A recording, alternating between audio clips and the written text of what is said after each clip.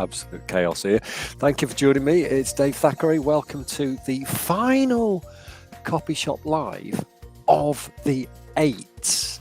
So what am I talking about? Well, I've been looking at the stats, and let's be honest, we always knew that it was never going to be a blockbuster from the get-go. But one thing that I've noticed from feedback and just chatting with you in general remotely, now that Omicron reigns, I don't know what happened to Liz the second, but she clearly isn't the queen anymore.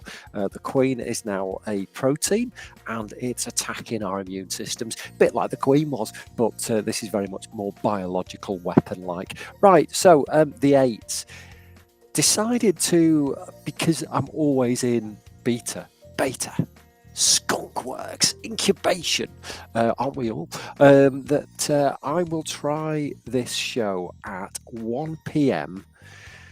good morning time, GMT. And we'll see how that goes, because what I'd like to do is I'd like to get a little bit more involvement. I'd like to get guests in. It's difficult, and I don't know, this show is sponsored by Calamitous. I don't know how you amazing people who also happen to be parents do it, but one thing I do know is 8 o'clock is probably the worst time in the world to get involved in something which is part copy, part chortle. I mean, middle of the day as well, we kind of need it, and I think as we move more and more towards this remote world, and I think this is really giving us a kick up the jacksie, this last bit, I didn't even have time to put pants on before we're doing this today, for example, and we all do it, let's be honest. It's not like it's a frank confession. Who actually, wears bottoms when you're on video? Let's just hope the fire alarm doesn't go off, because you don't want to see that. But I think 1 o'clock is a great time to get together. So let's try it. Let's try it for a few weeks. It also means that I get a lie-in, but that's a byproduct. And it's Christmas as well. So 1 o'clock always fits really well, because you're just back from Christmas shopping or seeing the rallies. You want a bit of breathing space. This is really about copy, let's be honest. This is about me having a chat with you, finding out how your day is. How is your day? Started mine with The Chef Show, thanks very much. A Netflix series, 4 series, from the legendary film director Jon Favreau. At the moment with Aaron Franklin from Franklin Barbecue in where else but the incredible city of Austin in Texas. That's me. So today, far from just being a little bit of a chit-chat session, I'm going to round off the week, and I'm going to round off this season of 8 a.m. shows with the fast, popular, random product generator, where we're going to sort of write around it. So that's going to be lovely, and then we'll see how things go. If you've got anything to say, if you've got any copy challenges to share or celebrations to get out there into the big wide world, then get on chat. Let's know what's going on, because that's what it's all about. This is not about me. This is not about what I'm going to show you how to do. This is about you doing amazing things yourself and making sure that we can celebrate them. Design a grill that hangs from the ceiling. A little bit 50 Shades that for me. I did have an egg chair once, but a former partner managed to squirrel it away, and I haven't seen it since. But as I always say, one egg chair is enough, so I won't be getting another. Right, so here we are. Looks like another EU commissioner, actually, or somebody might sit in the back benches at Westminster. We're not interested in you. We've seen you before. You've got a very scowly smile. Never trust a man with a scowly smile. First things first, let's see who we've got in store. Oh, interesting. We're going to call this guy Chameleon in honour of my headline from earlier this week. Camper Chameleon, if you're asking, all about a camper van competition, because you come and go. Right, so let's see what little chameleon will be enchanted by today. Really exciting. And once again, thanks to Molly for making this. Interesting. Design a carousel for a deep sea diver. So let's think of the symptom or the problem first. So if you are down, and by the way, my octopus teacher, fabulous. Last breath, fabulous, all contextually relevant because they happen under the water. I think Chris from Newcastle, or Cambridge even, who got stuck on a structure underwater when his umbilical cord snapped off a bell, off a ship that was repairing rigs, could have probably done with a carousel for divers, because it would have allowed him to look around while he was searching, almost in vain, certainly desperately, for the structure to climb on top of so that he could be rescued more easily. So carousel might not be what you think. We're not talking about like those galloping horses with little carriages attached at the back that sort of almost float as the carousel goes faster. We're talking about a carousel that has the same effect, but is actually there to maybe get people from A to B. Interestingly, during my more energetic years, I came up with the concept of a shub.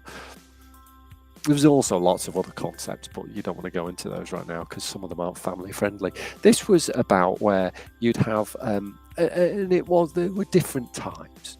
This was where you'd have possibly men folk or women folk, depending on who was the heavier drinker in the household, would sit at the bar, nurse their pint of absinthe, while the other half would almost circle them, orbit the drinker, looking at stalls. Could be food stalls, could be market stalls. And then the guy in the middle, this is where the carousel comes in, the guy at the middle on the bar was slowly turning, right? And at one end of the bar, but it wasn't at an end because it was a circle. And as we know, circle has no end. But one part of the bar was the till. Or it could be contactless. I didn't go into the details. We didn't have contactless when this concept came up. But the idea was that the drinker would get to that point of the bar where the till was. And then if the partner brought like the things, press a button, because you'd obviously have to stop the bar, otherwise the bar would keep turning and the till would go further and further away until it came closer and closer, because that's how a circle works. You press a button to stop the circling, which would kind of start again definitely after 2 minutes, but if not, you could press the button again to start it. It was a bit like that thing with the is it Japanese car manufacturers where you could press the red button and everything stops? Bit like that. I'm trying to remember what that process is called now. It's going to be nagging at the back of my head. And then you pay for all your purchases that your other half has been scouring for while you've just been hitting the bevies, and then the bar carries on, and then the next person whose other half has been shopping comes and all the price. Yeah, it's great. Sure, there was another one as well, which was like an indoor outdoor entertainment venue with wood shavings on the floor, and no matter rain or shine, people would come to flock into this indoor outdoor courtyard to watch great acts. Wasn't quite as, I think it's something to do with the shed. I think it might have been called the shed. Right. Anyway, so I'm chancing for time now because I haven't really got a clue what to do with this one. Carousel for a deep sea diver. Right. Well, I tell you what we could do. If it was like a big polo mint, it could be dropped by the ship over a shipwreck, right? It could almost be like a viewing platform, couldn't it? Right. So where Disney could have 100 of them, say, or like those sea life centres where, say, instead of you going to Perth in Australia and getting into a cage and shark diving, you could put the sharks in a cage and then put the carousel over the top of them, and you could bring like 35 or 40 people to just circle the sharks, which would be exciting. The other one I was thinking of was, do you remember at the fair where you used to have those rotating rides where I think they had like hearts and diamonds on them, where you'd strap yourself in and it would rotate very, very quickly, and you'd obviously get motion sickness. This predated Oculus Quest 2. You'd get motion sickness, you'd feel nauseous, but you'd get this great sense of exhilaration. Now, I know we've got a lot of issues with water and pressure and tension and resistance, so the engine would need to be that much more powerful. But imagine a ride like that under the water. That's carousel kind of thing, isn't it? Which is interesting.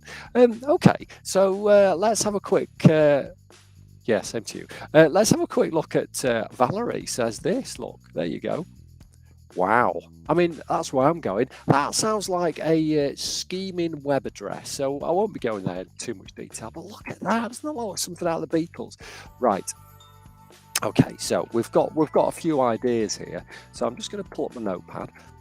So we either said an underwater ride sensation for those not faint at heart. We've got the you've got the browse your local shipwreck with this inflatable carousel. A bit of a cold. I don't know quite why. Isn't it weird? You know, when you're incubated, that's not the second time I've said that today. It's probably the third. Still pick up germs, don't you? The booster jab and a week on Tuesday, so we'll be fine. Right, and the third, no, I'll be flu on, mate. That's 15 quid, just seems a lot of money. But I'm going to get it, so don't worry. There's no need to boycott or cause pandemonium. So the third one, so there's the ride sensation, there's the local shipwreck, or there's the encircle sharks, which is fabulous. So which one is probably going to get the most traction? Well, I'm thinking it's going to be injuries at sea are all too common. There's uncertainty about so what they call currents. There's the technology and water don't play nicely together, and we saw that from that digital positioning on Last Breath on Netflix. Do watch it this weekend; it's worth it. I think it's only about an hour and 25 minutes, but makes you realise, oh Christ, mortality. Woo! But he survived. Well, spoiler. He might have survived. Right, okay, so that's where we're going with that. Carousel for a deep sea diver. So overcome fears and capitalise on the majestic oceans around and underneath us with what we're going to call it Carousel. Your new circling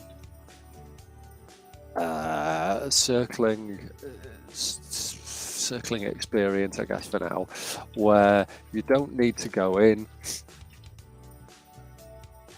go around. And there's some good plays on words we've got there as well. So the issues at the moment, so we've talked about things like, well, those are some of the problems, right? So sometimes shipwrecks can be very dangerous, especially when they're underwater. They're all right when they've sort of got onto the coast. Once they've been washed up, you're all right there because you can, use cranes and stuff. But cranes don't work so well in the sea. So the idea with Carousel is that you'll be able to inspect without consequences, and it's danger free as well. So your first, this is the ideal way to inspect. To explore a submersible. Submersible is the process of going underwater, isn't it? So what is it? Submersed object without penetrating it or causing damage. The Carousel. See how this is coming together now, though? Isn't it interesting? We've been dallying a little bit. We've had 20 minutes together, and I've enjoyed every second of it. But, you might come onto this and go, oh, this is just a waste of time. But it's not, because just by thinking around life experiences, two little things I want to share with you. A, I made my best loaf ever just by reframing the way that I was thinking. Small loaf tins. A reasonable amount of flour and water and salt and oil. Or you don't have to use oil, but that's just what I do. Sugar to just kind of give it that little extra to help the yeast activate. And I wasn't getting the rise. So I used a Sainsbury's recipe. I'll recommend it if you want to find out more about my baking exploits. More than happy to chat them through. Use 675 grams of the strong white flour from Asda, and I used a bigger tin. These tins aren't everyday run-of-the-mill stuff. Jamie Oliver didn't sell them, key was twofold. Was really giving the dough space and also giving the dough time. And we are likely to follow, more often than not, American recipes because there's more of them, and that assumes a different climate. Whereas here in the UK, we're very much more less sunny, less warm, so the rising times, the proofing times are massively different. So I'm typically leaving mine for up to 2 hours for the first proof and up to an hour and a half for the second. And the difference, key is not to be impatient. And the second law of fact for today is you choose what perfect is. We've all been sold that duff dream, that awkward line that perfect is a certain set of rules. Well, that's bollocks. Perfect is exactly what you say it is. And that can apply to life, relationships, work, your favourite chocolate bar. Nobody can argue with you because you're the one who says what perfect is. And with that, I think we're done. Thank you for joining me.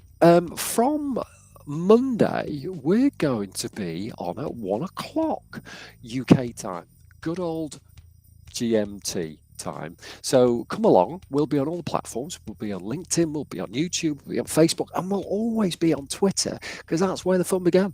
So come along, Copy Shop Live, bring your copy challenges, come with your copy celebrations because you've all done something amazing. So round of applause for that. Well done this week. You've smashed it. One more day to go and then you've got the weekend to celebrate. So thank you ever so much for joining us today. See you Monday at 1 o'clock at Dave Thackeray on Twitter, dave@wordandmouth.com if you'd like to either come on the show or share a success on the show. Would love to get that out to the wider world.